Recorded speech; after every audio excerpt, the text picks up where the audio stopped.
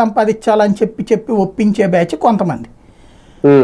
ఇట్లాగా అది ఆ సంబంధిత వ్యక్తి సంబంధిత మంత్రి యొక్క ఆలోచనలకు అనుగుణంగా సంబంధిత ఎమ్మెల్యే యొక్క ఆలోచనలకు అనుగుణంగా అక్కడ నడుస్తుంటాయి. ప్రభుత్వపు ఆలోచన ఇక్కడ ముఖ్యం. ప్రభుత్వం అనేటువంటిది అవినీతిని ప్రోత్సహించకూడదు అనుకుంటే ఇట్లాంటి దాన్ని సంపూర్ణంగా ఆపేస్తుంది.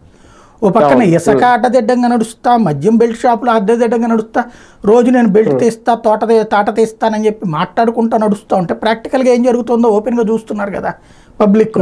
ఇప్పుడు ఇందులో డబ్బులు ఇవాళ ఏ ప్రభుత్వ కార్యాలయం దగ్గరికన్నా వెళ్తే మర్యాదగా పిలిచి రండి బాబు కూర్చోండి అని చెప్పి పనిచేసే చోట ఎక్కడన్నా ఉందా?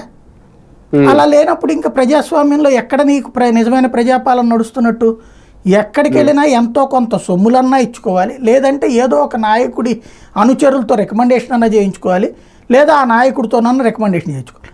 రికమెండేషన్ మన మీద ప్రేమ ఉంటే అభిమానం ఉంటే చెప్పేది ఒక ఎత్తు, లేదంటే మధ్యలో మామూలు.